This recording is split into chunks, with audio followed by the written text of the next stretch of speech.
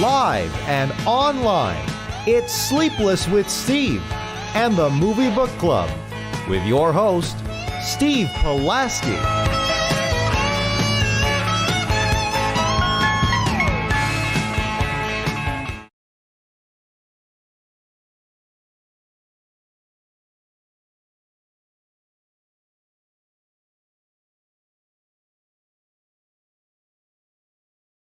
Too, but being a warrior for the last show of the year, last show of 2021, believe it or not, New Year's Eve. Hope everybody had a very pleasant Christmas, good Hanukkah, good Kwanzaa, whatever you celebrate. Happy everything, happy holidays. You got a problem with happy holidays and happy shut the fuck up. It's over. But moreover, though, we are back. Took a week off for Christmas. Gave these boys the Christmas holiday off. And I have been just bombarded with new movies lately. So I've been watching those really since last Wednesday. It's just been like one a day. And I got to report back and say most of which are very good. So that's about as much as I can ask for over the Christmas holiday and such. Dominic, nice of you to join us on Sleepless with Steve. How are you today? I am doing fantastic. Fun fact, I intentionally gave myself strep throat so I sound extra sexy for tonight's hot movie podcast. Okay, the intentional part may not be true, but I do have strep and I feel fine. Just this throat thing going on. So I'm not putting myself through any extra strain to be here. So I'm good. You know what? That voice is good. Does your throat hurt? Is it raw? There's like a lump when I swallow, but it's not bad. I hate that. It's okay. It's not like swallowing glass, though, is it? No. Thank God for that. If I felt bad to be here, I would not be here. I'm glad you're here. And like I said, that voice, man, Luther Vandross. I got to change my drawers when we go to intermission. This is the radio secret. Either smoke a lot of cigarettes or get strep. You are doing like an Alan Stagg impression over here. Don't forget the OG. Joseph, how are you? How was your Christmas, my friend? Christmas was great. I had a good Christmas Eve and Christmas Day. For those of you who've been keeping up with the show or with the reviews on YouTube and everything, you may have noticed I wasn't here for a while for 2 shows. I was gone for one, came back, then gone again. It's because life kind of threw me a curveball. I'm not going to go into specifics, but man, life could come at you fast. Ferris Bueller wasn't fucking kidding about that. So I'm better now. Everything's going good. I hope it remains like that for the remainder of the year. And we only have 2 days left, so not much of an ask to here. And I'm hoping that next year is at least a better start than how I was ending this year. But otherwise than that, I'm really looking forward to tonight's show and what we're going to be discussing. Likewise, it's good to have you back. And such. I mean, I know you've been through a rough go of it recently. You know what I mean? I think we've all had, I can't speak for Dom here, but we've all had certain things this year that have been a battle, to say the very least. It really sucks coming off a year where everybody was like, well, it can't be worse than what happened in 2020. And it wasn't. But it's just as bad. In a personal way, it's just as bad. I hear you. Dominic, how was your Christmas? You and Chelsea, you and your fiance have a nice time? Yes, we did. We had some family over, some small gathering. It pretty much just the parents and the sister. And for me, it was parents and then a couple of cousins, but really it was all there. So that's all you needed. Small group gathering, and the rest you leave. I'm used to calls to the Philippines anyway. Used to be you buy phone cards. Nowadays you can just Facebook Messenger, which is great. So it's funny because it's like it used to be. We would have big gatherings when I was a kid, but now everyone's grown up, right? Like my cousins have kids, and it's like one lives in California, the other one lives in New York, lives here, lives there. So it's like, COVID or not, we were going to be separate anyway. So it's we're slowly getting used to it. So this wasn't a heartbreaking Christmas, is what I'm getting at. That's good. That's good to hear. I remember the phone card days too. Not that I had to make a lot of calls internationally, but like for the couple times I remember having to do it, like those phone cards, it's so much easier now and we take it for granted. But moving Sure. forward, we've got a lot of really a lot of stuff to unpack with two big movies. It's an exclusive review show. That's how we're going out. I want to mention this too, just to look ahead. Why look in the present when you can look in 3-4 weeks ahead? That's my philosophy in life. But we have next week, we're reviewing Don't Look Up, the eminently popular Netflix movie that's been streaming, I believe, since Christmas Eve, I think, is when it came out. Don't Look Up. We'll be reviewing that next week. I know Dom's got a lot to say about that, as do I, as probably does Joe, because it's very hard to come away with this movie without an opinion if you've seen social media. So Don't Look Up, we will be reviewing on the 5th of January. That'll be the first show. And then, like we've done really now, this will be the 2nd January now. We did it last year. We'll do it this year too. January 12th will be each of our top 5 favorite movies. So that show's probably going to go long. I'm just forewarning right off the bat. We've got that. And then we've got the top 5 worst movies of the year on January 19th. So I got a few more. Joe and I were talking about this pre-show. I know he's got a little bit of a list. I got not many. I think I got 3 or 4 because I like to get my list out in the first half of January. Yeah. Right after the end of the year. So, or right after the beginning of the year. So I have I think 3 or 4 movies left on my list that I need to watch, review, and see if they make my list, either or. Yeah, that's Barb and Star Go to Vista Del Mar is on my list as well, because after your recommendation at the start. But my best of what could possibly be on that list. That list is long as hell. My worst stuff, I'm dude, I saw enough bad movies this year. I have 3 on there. It's all right, let me see these, because apparently these might actually qualify to be on there. And then that's it. I'm done.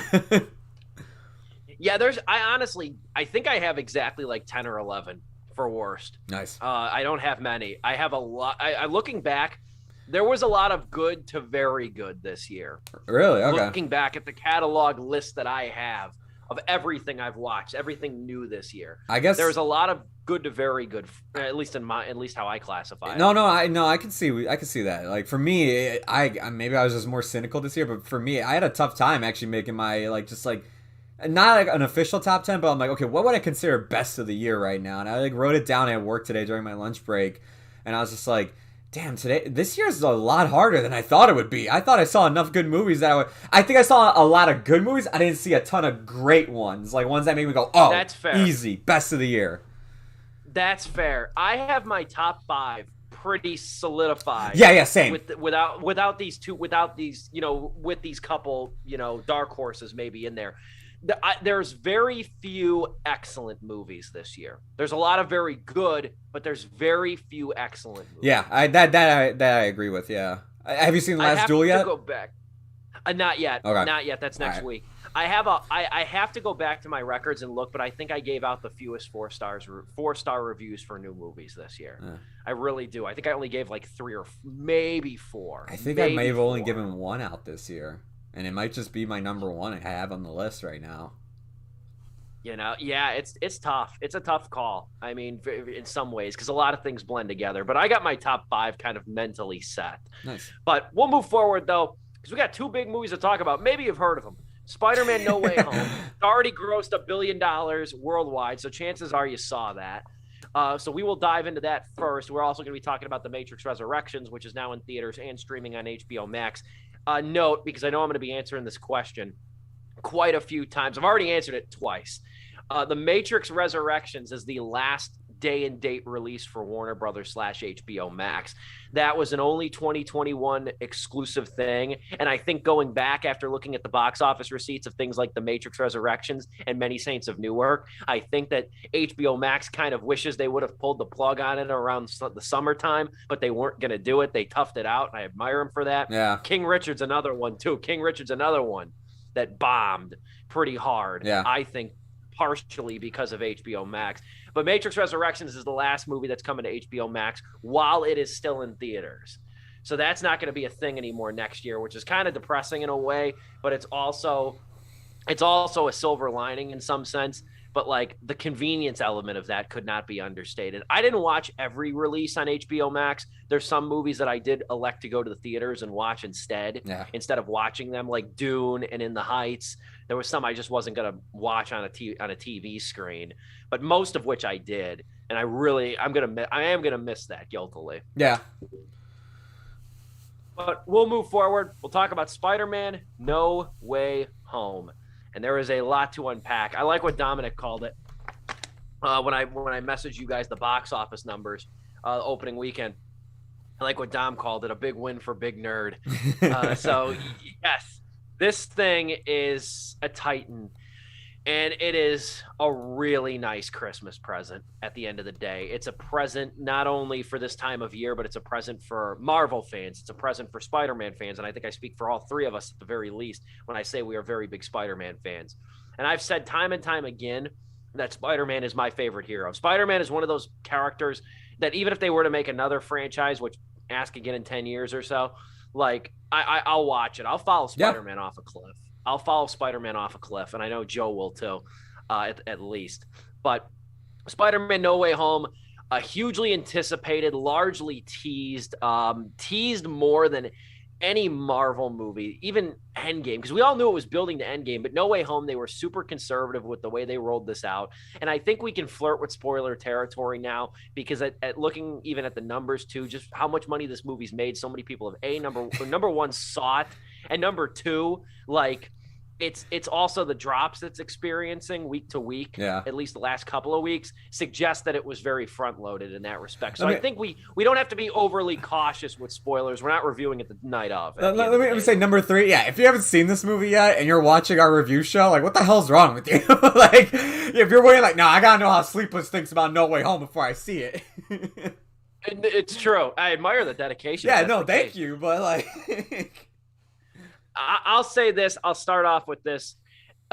This movie gives us a lot of warm fuzzies as a Spider-Man fan. And this is also a movie, too, that begs that you check your cynicism at the door. And if you haven't done that, it'll make sure you disregard it very shortly after it begins. Yeah. You can be as guarded, I feel like, as you want to be with this thing, unless you're David Ehrlich, free smoke. But you can be as guarded as you want and cynical about this thing as you want, but it's very, very hard not to smile throughout the bulk of this movie. And I'm going to start with that. Joe, let's go to you. Thoughts on No Way Home? Just coming right off of that. Look, if you're like me, Dom, and Steve, you grew up in the early 2000s, and Tobey Maguire was your Spider-Man. And then when you went to high school, Andrew Garfield was Spider-Man. Maybe he wasn't your Spider-Man, maybe he was, depending on who you are, but that was Spider-Man. And then college years, you had Tom Holland. So we had 3 different eras in a very short span of our lifetime of different Spider-Man, different villains all coming in and everything, different interpretations, different ways the actors played them. Tom Holland, for me, is a personal favorite as of now. We'll see what the future brings, if he continues playing the role or if he steps aside. We even have an animated, like not this direct-to-video stuff now, but a full-length feature film theatrical movie animated franchise coming now with Miles Morales being the main character. It's just, the history of Spider-Man in cinema has always been there, and I've been such a big fan of it, like Steve said. And yeah, this movie is just a treat. From who shows up to the callbacks to the little Easter eggs. I know, like, I wasn't here for the Ghostbusters review, but like the way the Ghostbusters handled those Easter eggs and everything, it was just like, see, it's here. Okay, we're gonna put it down now, and here's another one. The way, and don't get me wrong, No Way Home does the same thing, but it's actually used for the plot. The way characters are brought into the movie is used for the plot. The way certain like plot devices are brought into the movie are used for the plot. Not everything is, but the major stuff is brought in for the plot, for the character to develop, for Peter Parker to develop and everything. It's all there, and it's there to actually help with the story, help actually entertain you, not just be like, isn't it cool that we brought back the juice from the Ghostbusters back in the 80s? Isn't that sick? Anyways, next joke. No, it's not like that here at all. This movie is very, the pacing of this too. It is like this. It's at breakneck speed. For a 2-hour and 30-minute movie, it flew by for me. I didn't feel the pacing at all. I didn't feel its length. It flew by, especially when you get to the second half of this movie. I honestly had a blast with it, and I'll go into my criticisms later, of course, but like for now, I want to praise it even more. I'll pass it off to Dom if you're good to go. I know your mic's muted right now. No, yeah, it's we did it. Ladies and gentlemen, we got him. No, but like obviously we three had such a huge help in the production of this movie. No, the fact that like we were able to bring together 7 movies Yeah. for the same dude, right? This isn't even like an Avengers situation where it's like, okay, we can take a break from Captain America. Now we're going to focus on Thor. No, this is the same Peter frickin' Parker that we've hung around with for like a decade now. Different Peter Parkers, but obviously, but still the same guy. How the hell do you do this? And it's not even like Batman, where it's like, okay, here's Nolan's. Now we get new Batman. Here's a new Batman. Or different interpretation. This is the same pretty much story again and again, right? Even this trilogy of movies winds up being a wackadoo origin story for status quo Peter Parker. We've essentially done the same 3 things now, 3 times, but somehow we have knocked it completely out of the park. And it's a testament to the writers of this trilogy of Watts and of course Kevin Feige. I know everyone likes to heap praise on Feige, kind of like how everyone heaps praise on Jordan Peele, but then we forget like, oh, right, he didn't direct Candyman. But in this case, you got to give it to Feige as well, that they have managed to come together and accomplish something that the box office likes, critics like, nerds are fighting over each other for tickets for, which is stupid. And but NFTs. that's just what nerds are. Yeah. Whatever. But it's really just a testament, because in so many other scenarios, in so many other infinite timelines, this could have been a major freaking disaster. No, it could have. Yeah.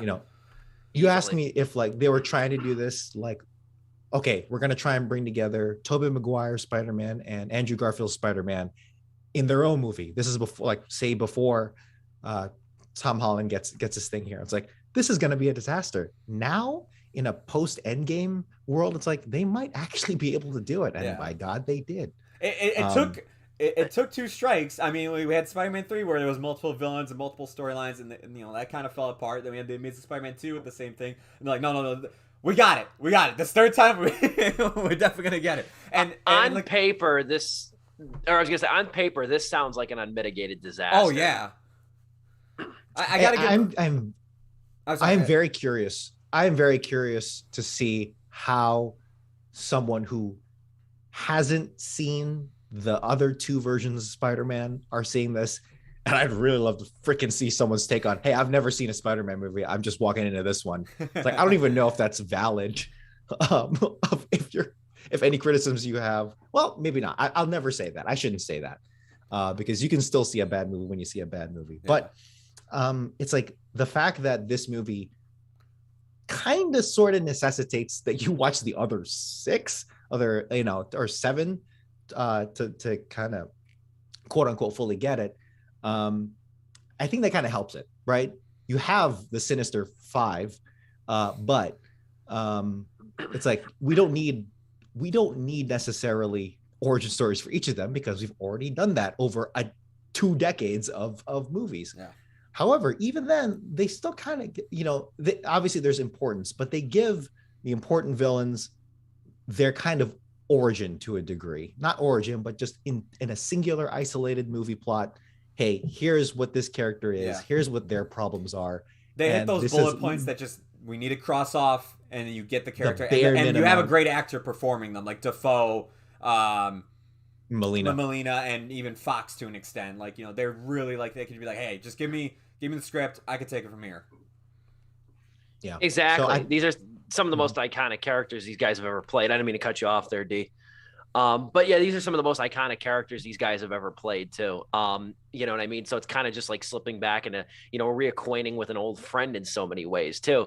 I think it's interesting too. And it goes to show you that people just didn't hate Spider-Man 3, Sam Raimi's movie, out of spite, is the fact that Marvel has always had, not every movie, but many movies, a villain problem. There's been many think pieces written about it, the underwhelming nature of Marvel villains. And they've had difficulty making their villains as interesting or even as remotely compelling as their heroes, really since the dawn of this cinematic universe. But what should be the ultimate sin here is actually one of his greatest strengths, in that we get a handful of villains here. We get a handful of villains, from Doc Ock, played by Alfred Molina, Electro, played by Jamie Foxx, and then you get Willem Dafoe's Green Goblin. And on top of all that, too, you're also trying to incorporate Doctor Strange, Benedict Cumberbatch over here. And you're incorporating Maguire, Garfield, and Holland Spider-Man. This movie is so stuffed, but it is carefully handled in the way that it not only introduces these characters, but it gives everybody, for the most part, everybody gets room to breathe. When we address criticisms, there's really only one criticism I have with this, but everybody gets their screen time. They don't all come on scene at once, and then it's a Suicide Squad battle of whose line is it anyway. That's not what this movie is. They're treated very delicately, and they're treated with backstory, which makes this even more compelling. My hat goes off. I mean, I know, Don mentioned his name earlier. Yeah, of course, Kevin Feige, but man, John Watts, dude, what a trilogy you managed to pull off, man. I love Homecoming, and I still think it is my favorite live action Spider-Man to this day. But this, this is such a great conclusion to the trilogy you set up. I thought Far From Home was fine. I liked it a lot, and I was like, okay, this is cool. And then that cliffhanger, I was like, well, shit, this next one's going to be amazing. And long and behold, it practically lived up to every expectation I had. Watts, man, I don't know how you did it. You managed to balance, as Steve was saying, the legacy of the characters coming in, another MCU character like Doctor Strange, and then Peter, along with Peter's own personal bubble of characters like Aunt May, MJ, and Ned. And also, just real quick too, hats off to Tom Holland, where I know it's he's great as Spider-Man. No, to me, this was his best performance as Spider-Man. I think this is the best performance we've gotten from someone playing Peter Parker out of all these movies. Seeing Tom Holland's struggle of I really just want my friends and my family to be okay. I really don't care about me. My identity could be exposed, whatever, fine. But the fact that everybody else around me is getting affected by that, they don't deserve that. That is so Spider-Man to the highest degree, and Holland just nails it perfectly. His compassion he has, the high schooler aspect of him being naive and kind of dumb, but then of course I won't get into spoilers here, but the turnaround of him learning the responsibility of being a hero by the end of this movie, where he's at, is dude, this is the Spider-Man that we all know and love, of him just transitioning into that adult Peter Parker. Beyond the cheers and claps this movie elicited when it introduced classic characters and reintroduced them and did something with them, this movie ultimately, in my eyes, is Tom Holland's Spider-Man, and it's kind of poignant whether or not this is going to be his last one.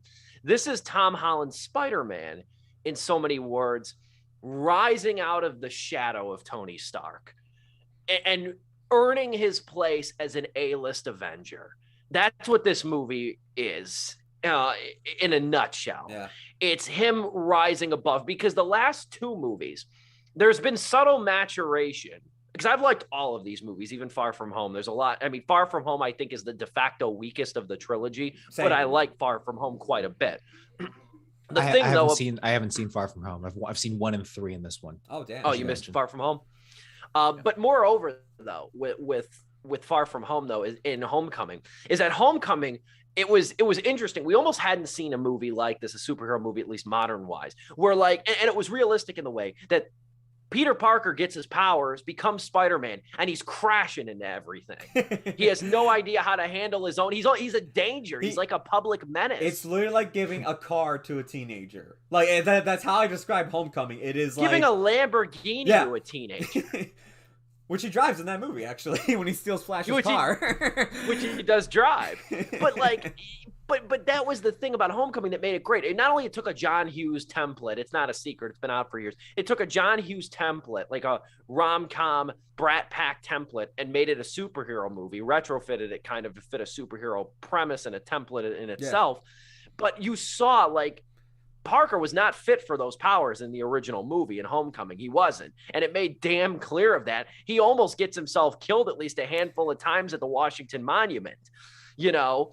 And then Far From Home, he's learning, but he's still in the shadow of Tony Stark. Tony Stark still has to check him on a handful of occasions. He's getting a little bit better, but he's still not there. And then here, it's the emotional maturity that he shows. When the truth is out that he's Spider-Man, and his first concern is Aunt May, his first concern is MJ, his first concern is Ned, and then he becomes crushed when he starts seeing that they all get denied entry into MIT. Mm-hmm.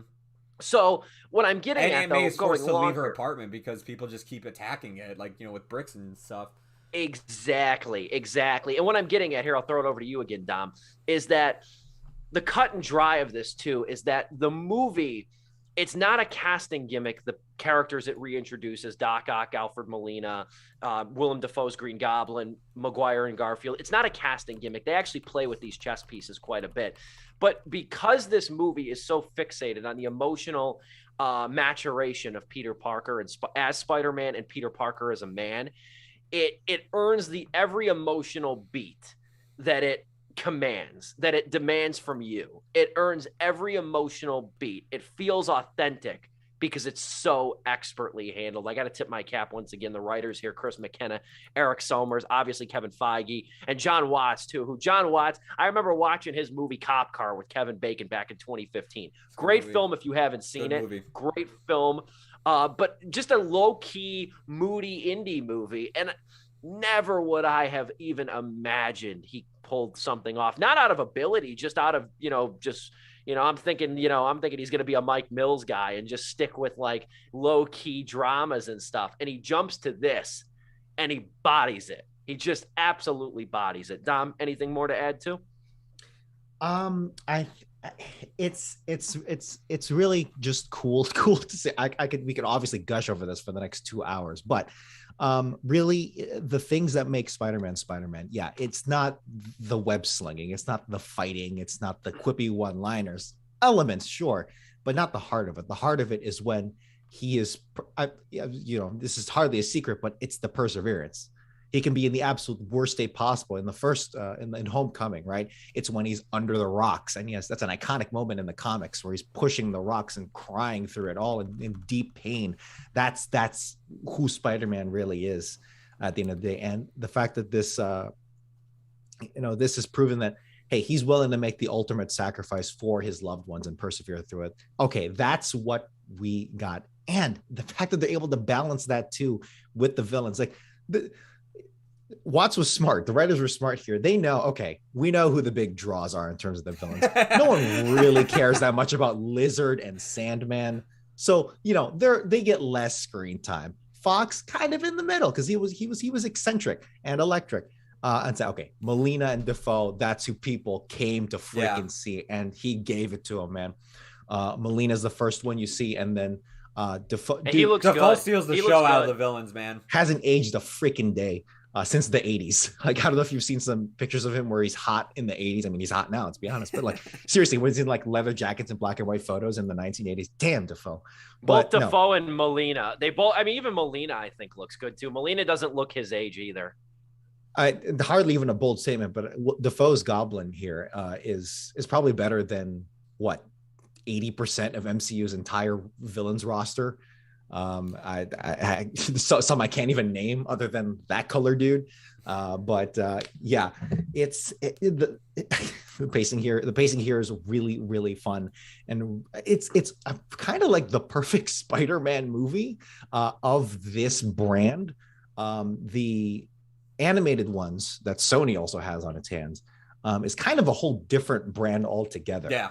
That you can compare the two, but it's almost unfair to try and pit the two together, the two types, right? Live action and then animated.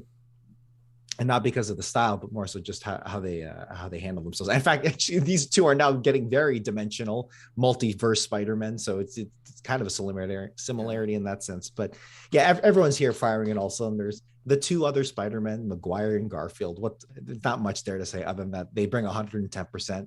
I was worried that Maguire might be like just completely blasé because he was good, man. Like I'm done with this shit. No, he was all in. Like I was worried at first because in his youth pastor look coming in the first minute, but then when he's like in the suit and he's doing it, like, dude, he's like screaming. He's doing his thing. That's just how Tobey Maguire acts. Where it's like he looks dead, but there's when he yelled at Tom Holland when he's just like, "I'm part of the Avengers." Oh, that's great. What is it? He's like, "Well, it's this group of how is this helping?" I'm like, yeah, that's Tobey Maguire. Did I ever mention how my mother ruined Tobey Maguire for me? Did I ever mention that? No. I'm serious. I'm serious. This is a sidebar here. Love you, Ma. This is funny. Because I watched Spider-Man a lot. The first two movies I watched a ton growing up on VHS. I had them both. My mother mentioned this to me when I was like 7, 8 years old when we were watching Spider-Man, and I've never been able to unsee it. She's like, I don't like Tobey Maguire. He doesn't move his mouth much when he talks, and I can't unsee it. If you watch him, it's amazing that he's as loud as he can be, because like if you watch his lips do not move a ton. He's almost like he'd be an amazing. He'd give Jeff Dunham a run for his money in the ventriloquist department. I've always noticed that ever since every single Tobey Maguire movie, it's always the same. That actually kind of works into my point, which is that Maguire as an actor, it goes from subtle to 1,000% really quick, and you never see it coming. And it's impressive actually. Like I'm not, it's not even a bad thing. It's just impressive. But yeah, dude, everyone, and it true proves that all three of these actors really did have their own brand here. It even speaks to how Tom Holland, like, oh yeah, hey, this trilogy of kids, they actually feel like high schoolers. As opposed to Maguire and Garfield, who were like, you guys could have been in like senior college already by now by your first movie, but whatever. That's not their fault. Garfield, are we gonna go into? I was gonna say Garfield. Like as the Spider-Man that kind of got the less end of the stick. Everybody kind of like, when he was out there, everybody was like, yeah, he sucks as Spider-Man. I always said like he's good as Spider-Man. Not that great as Peter Parker. The movies themselves, though, that's up for debate. I don't like the first one. I like the second one more. But I thought even his return here, man. I mean, like, he comes in with all the enthusiasm he had of getting the role of Spider-Man, because he loved it as a kid, and he loved watching Tobey Maguire as Spider-Man, and like him just coming in again and firing on all cylinders, as you're saying, Dom. Like, yeah, man, he was a treat to watch as well. Even getting his big redemption moment, which I won't ruin, but like I was like that actually made me smile really big. It's kind of a dynasty here. Maguire's 46 now, Garfield's 38, a little on the higher end, and then Tom Holland is 25. Like, when the hell did Andrew Garfield turn 38? Right? He does not look it. He was a little Maguire older when he played a high schooler, too. But he stopped there. Like, just stop if there. I'm Andrew Garfield, I'm wearing, you know how they always do those stupid, like, you always say, like, Andrew Garfield spotted getting a bagel at Einstein Brothers at 2:00 on a Sunday. You know what I mean? They always do that. I wish I looked that good. If I'm Andrew Garfield, I want to wear a shirt with the immortal Mike Jones quote on it. You might remember this from the song Back Then. I want Andrew Garfield to walk around in public now with a shirt that says, "When I was unknown, they didn't want me. Now I'm hot and they all on me." I'm serious, man, because like it's funny that like, and you can blame our collective minds and how we get lost in the moment and stuff like this, but the Amazing Spider-Man movies, I did not hate either of them. I actually think I gave a positive review to the first one. That was back then. Things have changed. Who knows what I think of it now? The sequel's kind of a mess. I'll admit that. They weren't categorically awful movies, though. They just were not very well handled. Yeah. And anybody who was going to follow up Tobey Maguire for this generation was going to have an uphill battle no matter what. Director, writer, actor, it doesn't matter. Like, you don't want to be the person. Might be a stretch to call Tobey Maguire a legend, but at least in the superhero lore of this context, it is. You don't want to be the guy who follows the legend. You want to be the guy who is the guy who follows the guy who was the legend. You know what I mean? I don't mean to make another sports reference over here. You didn't want to be Jeremy Colleton of the Chicago Blackhawks following Coach Joel Quenneville. You want to be the guy who follows Jeremy Colleton I get you. after the 3 cups. Like, you don't want to succeed Bill Belichick with the Patriots. That's what I'm getting at here, okay, is that you don't want to follow a legend. And that's now I think that time and the way he was treated in this sequel has got him more endeared, deservingly so. Of all the romances Spider-Man has had on the big screen, I will say that Garfield and Stone, Emma Stone's that chemistry is unmatched. It is, and it's funny now. I'm sure you've seen the memes, but like all the Spider-Man have dated their Mary Janes and Gwen Stacy's. But even then, it's funny because even Zendaya's chemistry with Holland, it's almost like a different. It's of a different form. At its core, it's the same, but it's so different enough from Kirsten Dunst and Maguire's chemistry that it kind of is of its own. So really, between Maguire and Garfield and their chemistry with their other Stone and Garfield take the cake. Those carried the movies for me of those two. Can I just add to that, like, and I think that I'm glad to see she's gotten recognition. I feel, she's always gotten, I don't want to make her seem like, she's been a pariah of this series. She's been unsung or whatever, but like Zendaya is such a huge part of these movies too. Oh yeah. She's such a huge, huge part. And she's not a damsel character either. She's so like, even when she's not confident, she plays confident very well. Like she has this almost, I don't want to say a rigidity, but like she's got like the best possible opposite personality to like Peter Parker's sort of skittish, energetic, in some sense, personality, energetic. Yeah. She's got the dialed down energy that makes her so magnetic. And damn if Zendaya hasn't had a great year between this and do not forget about Malcolm and Marie either. Yeah. Zendaya has had a hell of a year, and she's got many more great years as an actress and a performer in general. But she brings so much to these movies too, and I love to, even with all the mayhem in this movie and all the characters and the villains and the classic callbacks, they did not sideline her whatsoever. Yeah, should we get into or should we take a break and come back, or are we gonna? We'll take a break. Now, yeah. We'll take a break. We'll take a break. We'll come back. Final thoughts and star ratings. Then we got the Matrix Resurrections, because we have got a lot of Christmas gifts under the tree this year for cinema. This Christmas did not come lacking. I think of last year, we didn't get as many. Now we just get a ton of stuff. So we will review the Matrix Resurrections coming up. We'll give our final thoughts on No Way Home after the intermission. This is Sleepless with Steve. We come to you live and in living color every Wednesday, typically, now Thursday evening, but we'll be back on Wednesday next week. But we'll take an intermission, be back in a couple of minutes. This is Sleepless with Steve.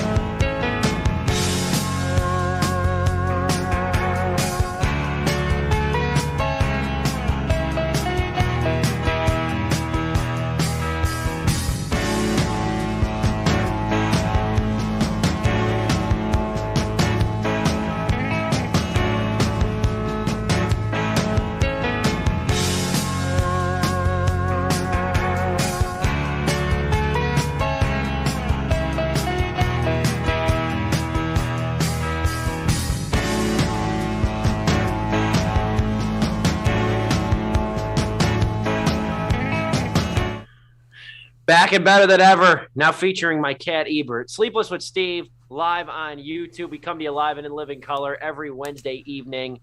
Or in this case, Thursday. Usually at 6:30. Sometimes we come at you Wednesday at 6:30. Otherwise, we come at you Thursday at 6.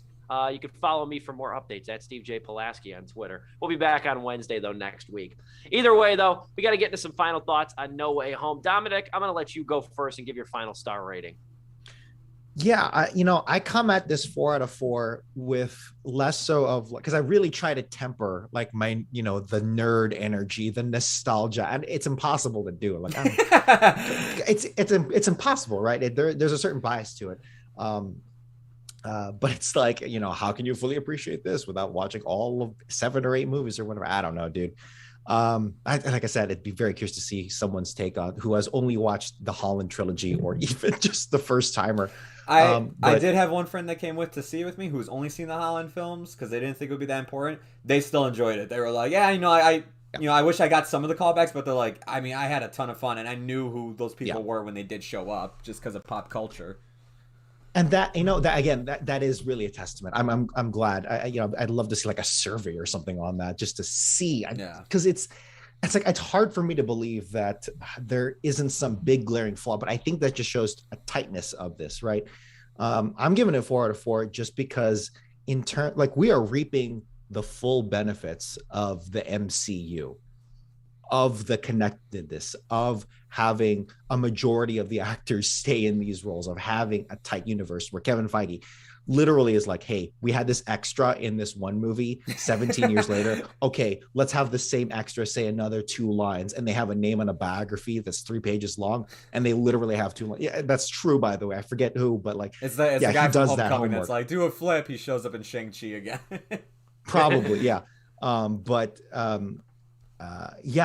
In terms of the mechanical tightness of it all, it's the testament to how this is kind of like the ultimate live action Spider-Man movie. And it's funny how Spider-Man has now taken the cake in terms of live action films, even in terms of live action compilation films, where it's like, hey, here's all the heroes together, screw all these other heroes, let's bring in 2 more of me. And even then in animation as well. Dude, Spider-Man really is kind of number 1. I think Spider-Man, I need to find the source on this, but he's like number 1 in terms of like merchandising, or like he's like the most recognizable superhero, or like highest earning superhero in the world. Maybe Superman is up there in terms of culture or however you measure that, but in terms of merchandising, I think it goes to Spider-Man. So 4 out of 4. It actually does not manage to suffer from the Marvel sameness that other movies may suffer from in the Marvel universe, even in this period of Marvel. But yeah, dude, it treated everything right, and it didn't waste a second. It didn't waste a second. Can I just piggyback off that real quick and just say that, what the one thing I thought of during this movie was when they're talking about how they shoot webs, when the 3 Spider-Men are talking about how they shoot webs, and I love what they say to Garfield Spider-Man. They tell him, and then when he has to say he has to make his webs in a lab, well, that just sounds awful. That just sounds exhausting. But you know what it reminded me of though was that damn toy from the early 2000s. You remember with the glove, and it was like big a can ass of silly canister. String. The canister that looked like silly string, and it would shoot. My God, if that took me back. I hadn't thought of that toy in years, and I was watching this movie, and I was thinking about all the fun me and my one good buddy had growing up, playing with that and shooting webs in the backyard and stuff like that. Parents hated that damn thing. That toy ruled, though. That toy was, because it had that little button that when you went like this, you could actually spray the webs. Oh, that was one of the elite toys of the 2000s. Yeah. I just had to throw that out there. Joe, continue on. Final thoughts on Spider-Man. I'll piggyback off what Dom says, because like practically everything he said is how I feel. Is this my favorite Spider-Man film? No, but I could see people saying, man, this is the best one, because like there's so much good about this. There's so much amazing moments in this movie that like if anybody were to tell me, yeah, I think this is the best one, I wouldn't like even try to disagree with you. I see your point. For me, I mean, I know we didn't talk about criticisms. I'll just say my 2 real quick. The first half of this movie, I feel like a lot of just very convenient things are happening because magic, and like that's just how I am with stuff. It's just like, and it's probably gonna be a thing with the MCU because Doctor Strange is gonna play a bigger character, but magic really like does serve a very convenient plot device from time to time, and just movies in general. And it just kind of gets on my nerves. And then the other thing was, I did feel that that even though, like, Dom kind of brought this up, but yeah, the Lizard and Sandman, like, they're just there to be there. And even Sandman's alliance doesn't make any damn sense. Like, I was just like, dude, whose side are you on by the end of this movie? I do not get who you were supposed to be. Other than that, though, man, I had a blast. Between all the other superhero movies we gotten from Marvel this year, I was like, damn, at least the shows have been really good. The movies, on the other hand, have been either okay to good, but like, you know, after coming off of Endgame, it was like, man, I'm on this high of like, let's go. Like, you know, this is supposed to be your big moment now. Like, where we're going to go next. This was the next step to me. This was really this big next step. Really bringing in like finally the whole different dimension idea, especially with the next movie that we're getting from Sam Raimi, which is going to be Multiverse of Madness. We'll see how that goes. Yeah. This was like, oh, damn, like, okay, we're finally going to get weird. We're going to get crazy. And we're going to have fun with the Marvel Cinematic Universe again. For me, damn, I mean, like, I almost want to give it 4 stars as well. And I have to go see it again to really feel like, does it earn that 4-star rating? For right now, I will give it 3.5 out of 4 stars. Thank you. Yes, there's so much to unpack with this movie too. I think my only lurching criticism is that had more time to marinate in the coming days. So I'm glad we didn't do this review too quickly. Was I do think that when Willem Dafoe's character is reintroduced with a brand new suit and everything, I do think that's a little underdeveloped, and I don't think it has sort of the gravitas, intro, and presence of the other characters. But that's one of my only criticisms with this thing. I'd have to see it again too, and I do plan next year to rewatch the trilogy yet again. But there's so much with this movie. It earns its emotional beats. It accomplishes something that is incredibly hard to do in managing 5 villains and 3 heroes in 2.5 hours, and it does so valiantly, while not neglecting characters like Ned and characters like MJ, who were here from this franchise from the jump. Tom Holland's future is murky, but I will say this, unlike and not that I'm pinning the faults of Spider-Man 3 or The Amazing Spider-Man 2 on Garfield or Maguire alone. No. But Holland, as of now, is the only one of those Spider-Men who can say he's not made a bad Spider-Man movie. He's the only one, in my humble opinion, and that counts for a lot. I give it 3.5 out of 4 stars. This was a true joy to experience, and to date, the only superhero movie to make me shed tears. The only superhero movie to make me shed tears. This is probably the best Spider-Man movie, I think, since Sam Raimi's uncontested gem of a sequel. Spider-Man 2? Yep. Yeah, Spider-Man 2 is really I think it's almost like a 2A, 2B situation between this and Homecoming. I truly do, for second place. And Spider-Man 2 is not very miles ahead of these two either. They're very close in just overall quality. 3.5 out of 4 stars for me, though. This was a true gem. We have to move forward, though. I don't know if we'll have as much to talk about. I know Joe's got some to say, though, quite a bit. And I do too, to be fair, as well, on the Matrix Resurrections. Man, did nobody care about this thing, though. Let's just start with that. Nobody cared about this thing. It's so sad to see that happen. It is kind of, because this is it's pretty good. It's pretty good. You know what's funny? I think Lana Wachowski got a blank check for a movie to basically tell the studio that gave her the funding to go fuck themselves. Dude. Like, this is honestly pretty good. That's a perfect way to describe the movie. But 2, I find it funny that when we did our little poll at the beginning of the year of like, oh, what movie you think of the HBO same day release is going to be like the one that's going to attract like the biggest box office? Dom and I said Suicide Squad. You said this movie. And wouldn't you know it, Dune was the one that like came in and reaped all the benefits.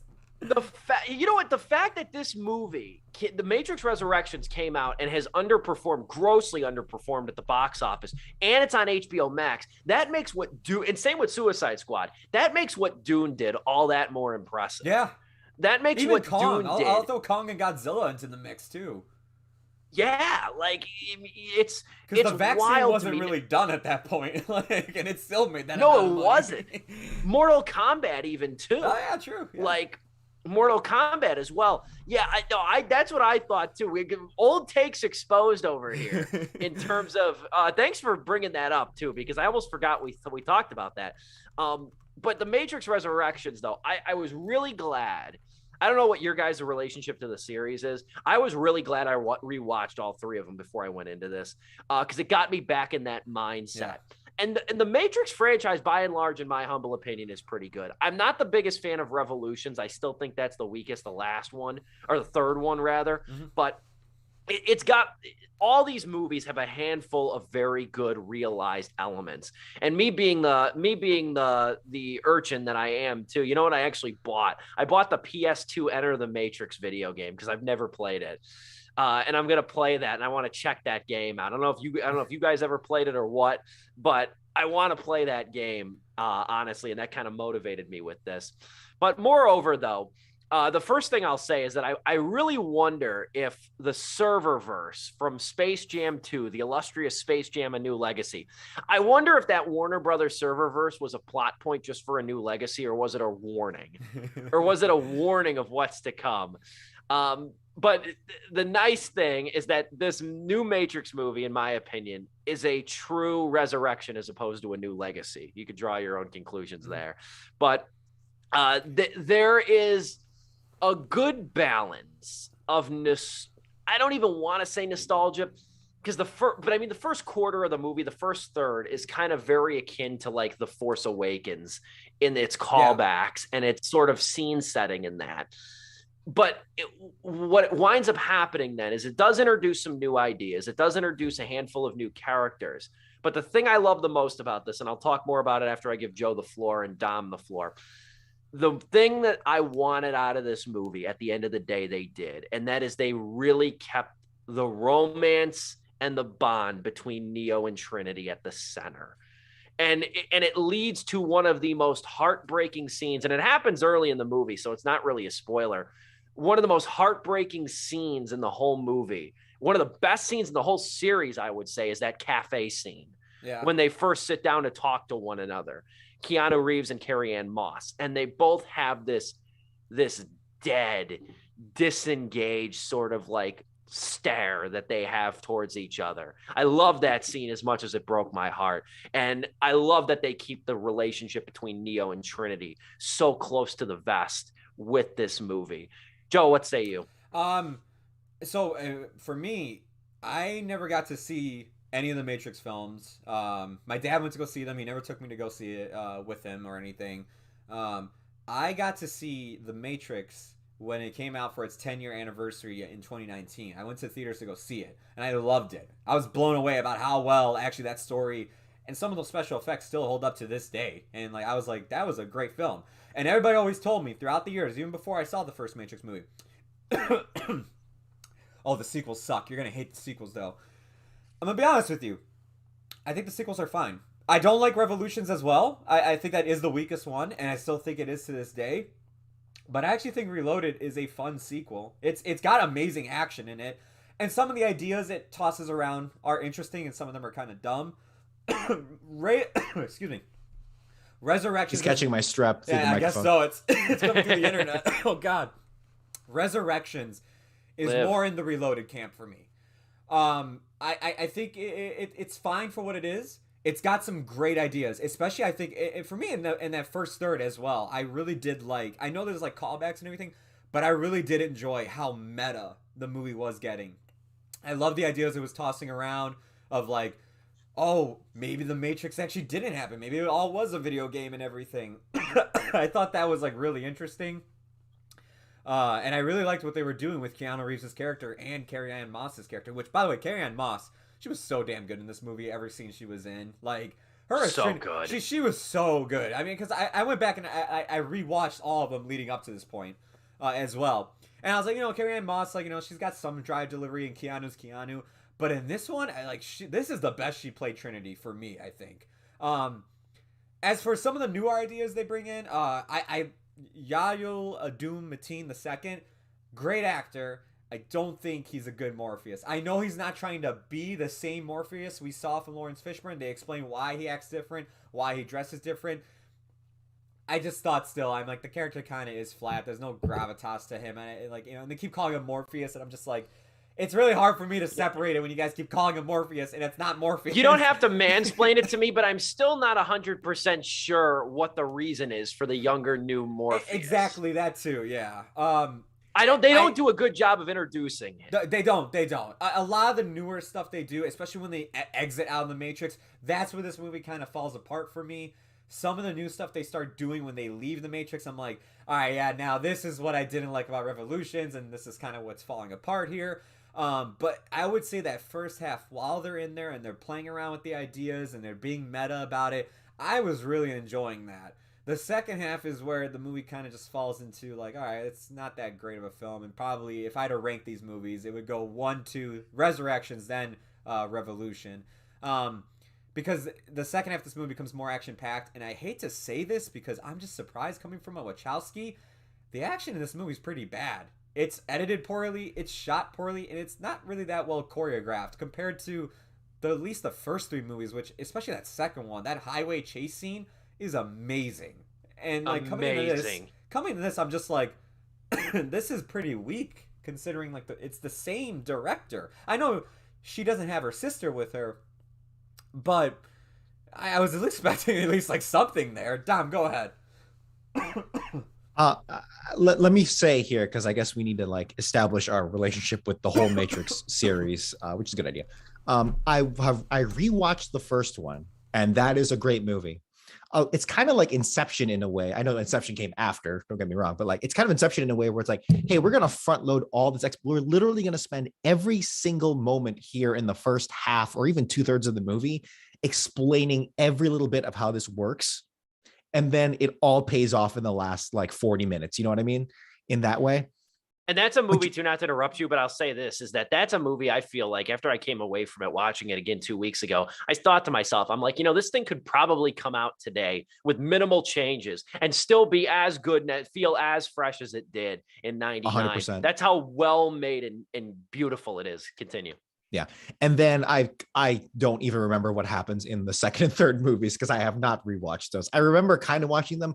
Fun fact, I think you guys remember this too. Apparently those 2 movies came out like 3 months apart or something. Like Reloaded 6 and months Revolution. apart. Yeah.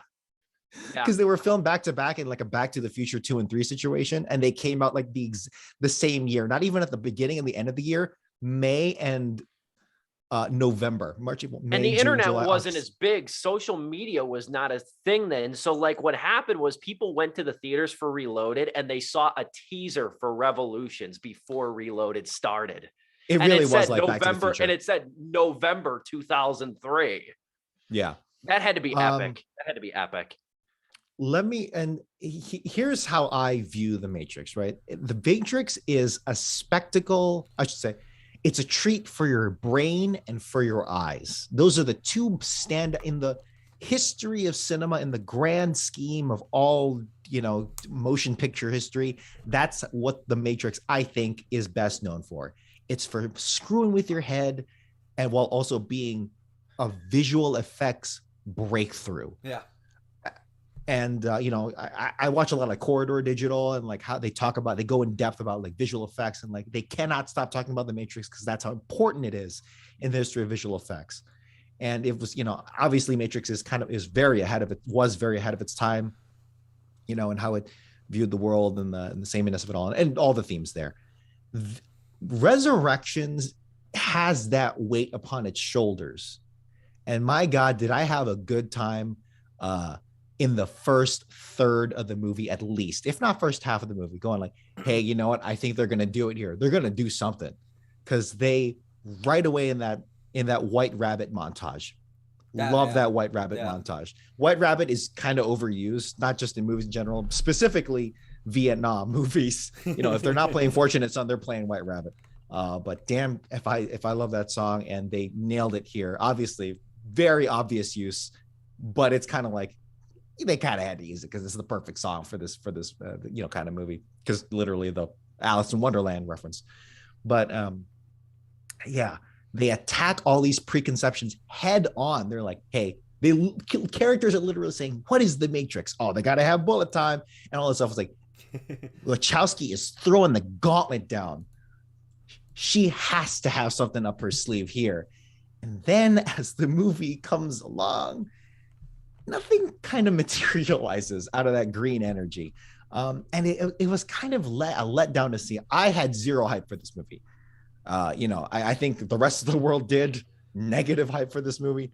I had no expectations going in. But even then, you hype yourself up in your own movie, and it still kind of let me down. There has been some I have a friend whose opinion I trust a lot, and he was like, you know what? I think there's more to this than you think. In that, subtly this movie is trying to buck its trends. The fact that the action here isn't so well developed or stand out is kind of a statement in of itself. And I'm misrepresenting their argument, but at the same time, I was like, I don't know. This just feels like that. I've heard those arguments, not that specific one, but I've heard those arguments about when it comes to bucking its own thing, especially with this movie.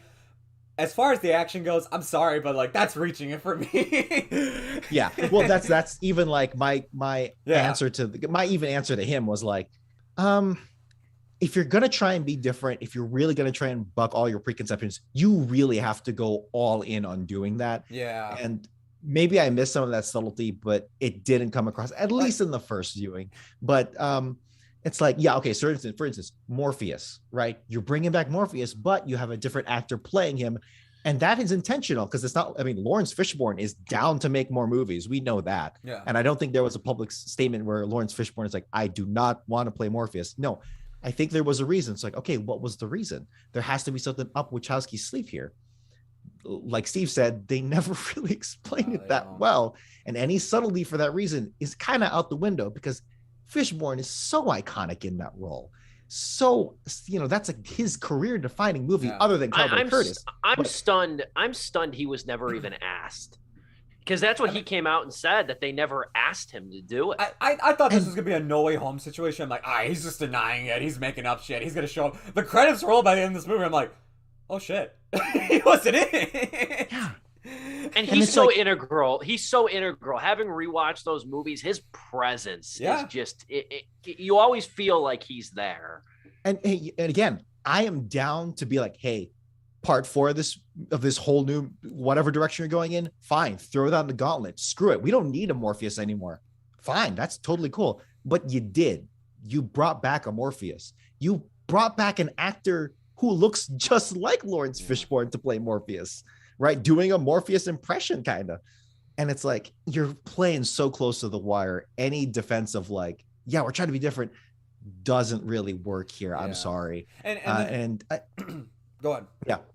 Well, I was going to say that, so in terms of like the cerebral part, it's like, you're not really introducing much here that at least comes across to the average moviegoer. Maybe if you go deep into it and you fill in a bunch of the blanks, sure. But man, it does not come up. You need to really make your statement known. You need to really push that message, and not enough of that was there. And part 2 is, was there really a standout visual thing? Because in the original trilogy, even though, as I said, I don't remember much of 2 and 3, I remember the highway scene. I remember Neo fighting the 100 Smiths in that parking lot or whatever. I remember the pouring rain. I remember the defense of Zion. How awesome, how badass that him. The dude shooting at a stream of robots coming at him while he's being torn apart and screaming into the robots. I remember, the slow-mo punch scenes in the ring. I remember that. Yeah, exactly. And that was cool. That was awesome. But it's like, does this movie have anything to bring to the table in terms of visual effects? It doesn't. Not that it necessarily needed it, but that's kind of what a Matrix movie is. Yeah. And again, this movie tried to tackle that's like, what is the Matrix? They specifically state that. But again, if you take away those two things, what are you left with? You need to bring something else forward. And nothing, I don't know, guys, was there anything really big here for this movie to offer if without those two things? I don't think so. Maybe that's studio politics. But as you said, maybe Wachowski is giving a big middle finger to Warner Brothers. Sure, if that's the case, then maybe I don't blame her. But at the end of the day, this is the movie we have, and it's like, I don't know what to do with it. I do see what you're saying, Dom, and in some ways I do feel the same. But like also, I mean, like this movie, like I mean, you read about it. This movie was going to happen with or without a Wachowski behind the camera. Okay, sure. And I was just like, okay. a lot of people would say like, well, maybe they should have given it to a new director. No, because let me tell you what Warner Brothers would have done, because this is Warner Brothers and they do this. They would have tossed it to anybody else, and it probably would have been like a complete mess as well. With this, at least you have the original creator here, and at least they had those fun, creative ideas throughout the movie. Sure, by the end of it, it kind of doesn't all add up, and it mostly doesn't work. But at least they had something there that they were testing the waters with and whatnot. And I think that's what I appreciated more of than just like, they could have given this to like, just some guy being like, well, you're making this movie for us. Why don't you make the Matrix movie for us? Yeah, throw in the bullet time, throw in this. And this would have just been a Ghostbusters Afterlife for all we know. Or I don't even know what other like sequel. I don't even know who they would have given it to. I don't even know who they would have given it to. Unless if they actually wanted to do something good. I mean, maybe Nolan, if they wanted to, since he has a good relationship with Warner Brothers. There's a couple people in mind. Like his name always. He's got a unique name. John Claudette Sura, who did Nonstop. I think he might have made something good. Yeah. I'm glad Lana got to see at least her, like, because she can still now say the Matrix is ours. Yeah. Me and my sister, it's ours. Like, nobody else touched it or tainted it or anything like that. So at least that story's told. Yeah. I mean, I will say, I did like this movie. I liked elements of this movie more than I didn't like elements of it. I understand where you guys are coming from too. In a lot of ways, though, I feel like this is like Lana's new nightmare in a way, in reference to the that's a good comparison. Nightmare on Elm Street, the best Nightmare on Elm Street sequel, in my opinion. But in a lot of ways, it's like her new nightmare, because they pivot a lot with a lot of details about how like machines interact with humans and what ultimately became of Zion. But again, kind of like, I mean, I'm kind of thinking like Being the Ricardos, which I just saw yesterday. There's so much in this thing that they didn't develop enough for how much time has gone by. And how they didn't develop enough. This is another one of those legacy sequels that has a lot of ideas, and it's had so many ideas and so much time to marinate over them, that I think the overarching flaw here is that maybe it's not the introduction and the changes as so much. It's just they're not very adequately developed, a lot of them. I didn't find the action to be poorly directed either, though. I'll just say that. I don't know if there's a standout scene like in the previous three, which I guess is its own criticism, but I didn't find the action cumbersome, maybe to the degree you did, Joe. I really found myself, if nothing else, just held together strictly by the chemistry between Neo and Trinity, who, by the way, both of them, Keanu Reeves and Carrie-Anne Moss, are not only great, they look great. They look great. Keanu's 57, I believe, and Carrie-Anne Moss is 54.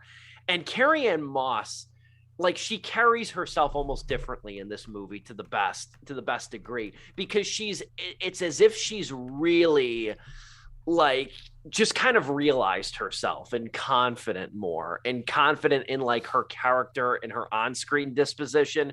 I felt that throughout this movie, and that's really the glue, I think, that held it together. It wasn't just an action mayhem movie, nor was it bogged down by too much intense techno-babble jargon, as I think I called it in my review. It's held together with some humanity, and the best Matrix movies of the four, the best Matrix movies always keep that in mind. Yeah, credit where credit is due. On average, this cast is pretty damn good. Yeah, I would like. I mean, Yahya Abdul-Mateen, even though his character is kind of like, what's going on here, his portrayal is pretty damn good. Just Henwick as the blue-haired captain. I actually really thought Bugs was a cool character. I loved her. She was cool. She was awesome. Yeah. She was great. Jonathan Groff as the new Agent Smith. I thought I was waiting for like, come on, are we really going to try and replace Hugo Weaving here? No, dude, he killed it. He did well. Again, between the new Morpheus and the new Smith, the actors were doing great. It's more so just how their characters were handled. I thought Smith, you only see Smith like 3 times in the movie.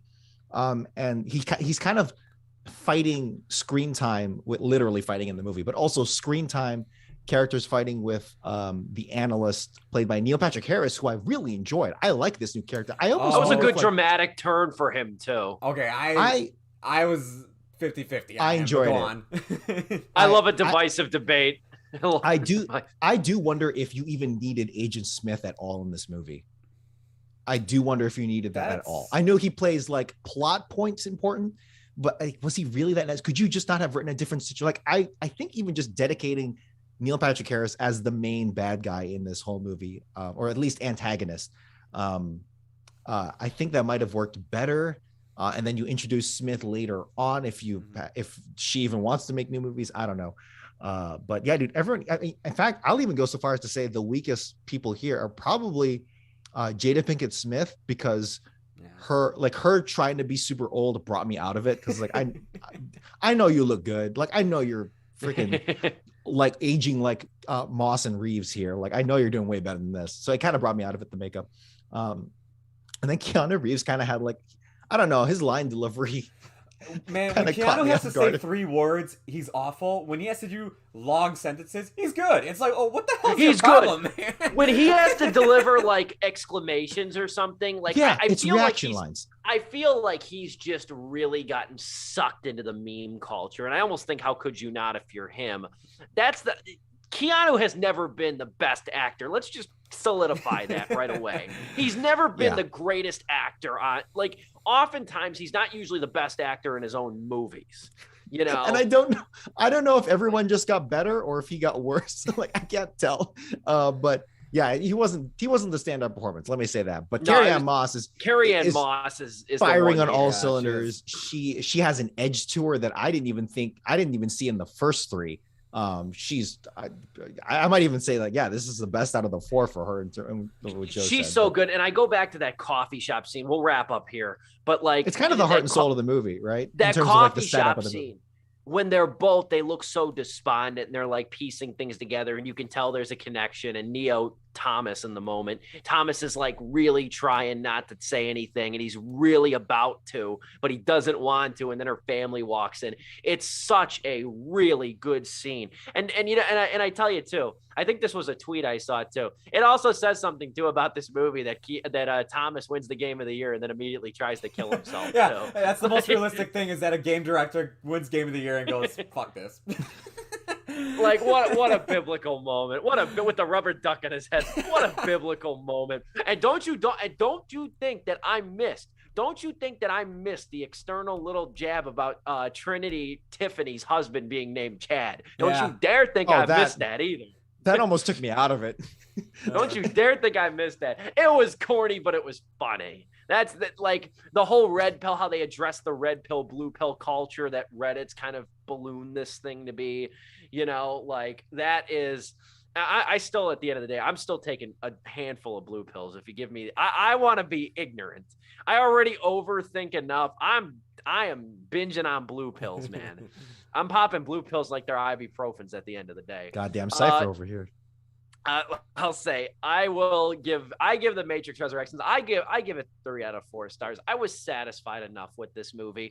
I understand the criticisms. I've really been enjoying the discourse on this thing, because I've seen a lot of 1.5 stars, and I've seen a lot of 4 or 5-star reviews of this thing.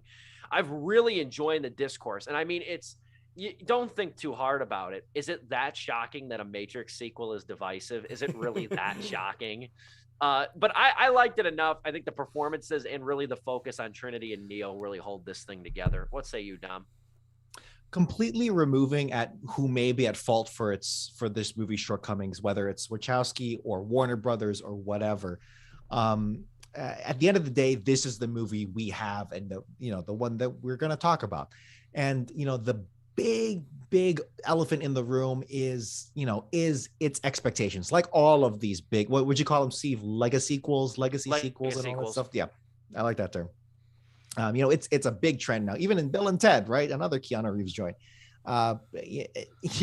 We're kind of getting mixed here, and unfortunately, this movie for me kind of lands in that mixed bag. But it's not a bad movie, and it does introduce some interesting concepts. I just wish, maybe it was just underdeveloped in all the new things it was trying to do. And maybe it's my fault that I expected another standout, decades long talked about, visual effects breakthrough, but goddamn, that's what the first 3 Matrix films were. Damn me if that's my expectation, but that's the one expectation I will die on, which is that he maybe not completely innovate, but give me something to really grab onto here. I don't know. But in terms of everything else, it just kind of feels half baked. But you know what you guys said, this is the Wachowski film. All four of these are Wachowski films, and the cast here that came back, they look like they were having a good time. And I was having a good time here for the majority of it. That first third of the movie, I was really hooked on. That white rabbit sequence was really fun. I just wish it didn't come out of the ovens kind of half baked for me. So I'll give it 2.5 out of 4. Joe, send us home. I'll make this quick because literally my dad's standing right there for me to leave the room. It's also 2.5 out of 3 stars for me. The longer the movie went on, out of it 3. just got. I'm sorry, out of 4. The longer the movie went on, it got weaker and weaker. I did feel the same by the end of it, that like it was kind of half baked, but I did enjoy what we got. I'd rather have a sequel like this than possibly what could be like an Afterlife or some other Space Jam. Space Jam, where it's just like, isn't this great that we're doing this? Anyways, I'd rather it be like this. To me, this is a way better sequel than probably we could have gotten. And yeah, I actually have been enjoying the discourse, and I am on more of the side of defending the movie than opposing it. When it comes to like interacting with other people like that I've texted or even just online, like seeing posts, I'm just like, I don't agree with that. Like I've seen the post where it's just like, man, it's funny that Free Guy is the better Matrix movie. I'm like, get the hell out of here with that. All right. Easy. Easy. Like Free Guy, we'll wait to my worst of list. Anyway. I didn't see it, so. Yeah, 2.5 out of 4 stars for me.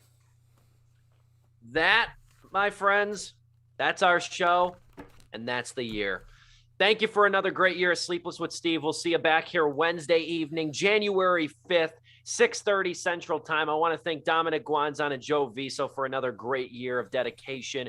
Here's to a good 2022. Next week, we'll tackle Don't Look Up on Netflix. And also next month, we will tackle our top 5 favorite and least favorite movies of 2021. Highlights will be posted on my YouTube channel, which you're watching right now, and at stevepulaski.com. For Dominic Guanzon, Joe Viso, and a wonderful year, this has been Sleepless with Steve.